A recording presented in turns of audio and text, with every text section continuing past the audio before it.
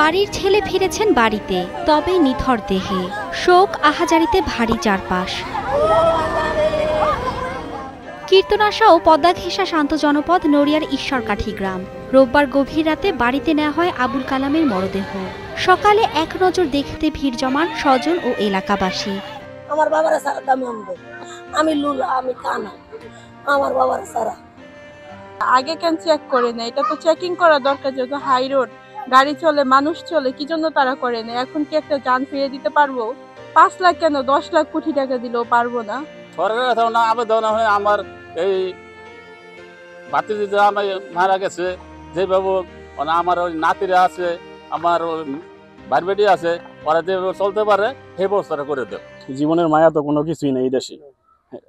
জীবনের মায়া কোনো কিছু আছে না? ঠিক আছে ভাই, তো সরকারের কাছে একটি আবেদন যে এটা তদন্ত সঠিক বিচার আমরা চাই। পোরগাছা ইসলামিয়া দাখিল মাদ্রাসা মাঠে অনুষ্ঠিত হয় জানাজা। অংশ নেন নানা শ্রেণী পেশার মানুষ, ছিলেন মেট্রো রেল ও স্থানীয় প্রশাসনের কর্মকর্তারাও। পরে নড়িয়া পৌর কবরস্থানে দাফন করা হয় কালামকে। অনেক ভালো ছিল, বলার কি আছে আমাদের? আল্লাহ পাকের ইচ্ছা, আল্লাহ পাকের খুশি নিয়ে গেছে। আমরা সবাই চেষ্টা করছি যতটা সম্ভব আমরা ভাগাভাগি করে নিতে শোকটা, এবং আপনারা আশা করি সাথে থাকবেন। আমরা উপজেলা প্রশাসন নড়িয়ার পক্ষ থেকে যতটা সম্ভব আমরা সবসময় তাদেরকে সাথে আছি, এটুকু আশ্বাস আমরা দিয়েছি।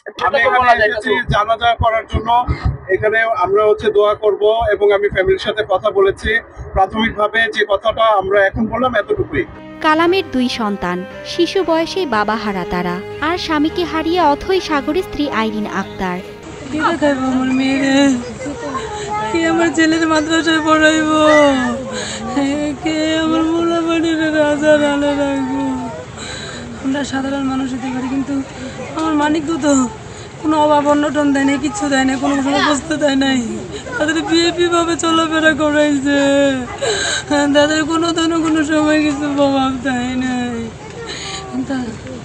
এমনকি আমার কলেজে কেউ বাবার অভাব দিতে পারবো পূরণ কইরা? কেউ পারবো না তাদের বাবারে ফেরত দিতে। কর্মসূত্রে নারায়ণগঞ্জ থাকতেন কালাম, সেখানেও একতফা জানাজা অনুষ্ঠিত হয়েছে। রোববার রাজধানীর ফার্মগেটে মেট্রো রেলের পিলারের বিয়ারিং প্যাডের আঘাতে মারা যান তিনি। Desk report, star news.